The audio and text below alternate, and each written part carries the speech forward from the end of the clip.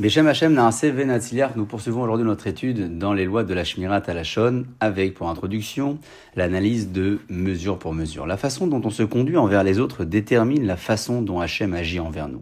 Lorsque quelqu'un s'efforce de ne pas prendre à cœur le mal qu'on lui fait et traite ses prochains avec bonté et compassion, il éveille la clémence de Dieu qui le juge avec miséricorde et lui témoigne sa bonté. Comme le disent nos sages, lorsque quelqu'un a pitié des autres, Hashem a pitié de lui.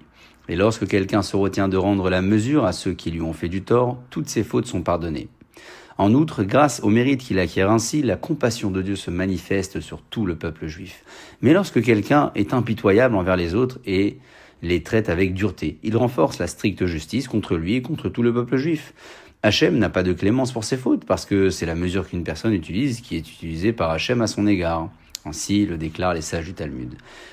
Les sages disent par ailleurs, Jérusalem n'a été détruite que parce que ses habitants s'en tenaient à la loi de la Torah au pied de la lettre. Cette affirmation est difficile à comprendre, car le texte cite d'autres fautes dont cette génération s'était aussi rendue coupable. Ce que nous venons de dire peut nous aider à comprendre si les gens avaient fermé les yeux sur les torts qu'on leur faisait, Hachem aurait également pardonné leurs fautes.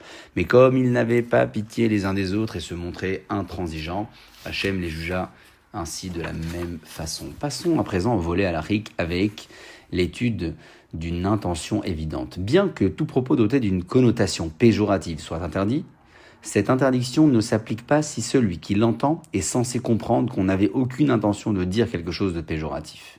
La halakha permet donc de faire une remarque ambiguë si, premièrement, on n'a effectivement pas l'intention de dire quoi que ce soit de péjoratif, et deuxièmement, le sens qu'on pourrait éventuellement lui donner n'est presque pas péjoratif. Et troisièmement, ces propos sont tenus en présence de 3 personnes ou de la personne en cause.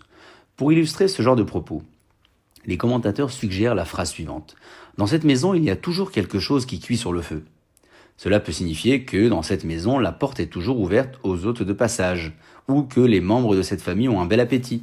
Si la remarque est faite en présence de 3 personnes, on peut raisonnablement supposer qu'elle sera rapportée aux intéressés.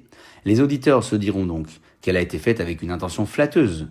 De même, pourrait-on faire ce genre de remarque en présence des membres de cette famille, car il est évident, dans ce cas, qu'on ne veut rien dire de péjoratif. Ainsi s'achève notre étude du jour. Baruch Adonai Le'olam. Amen et Amen.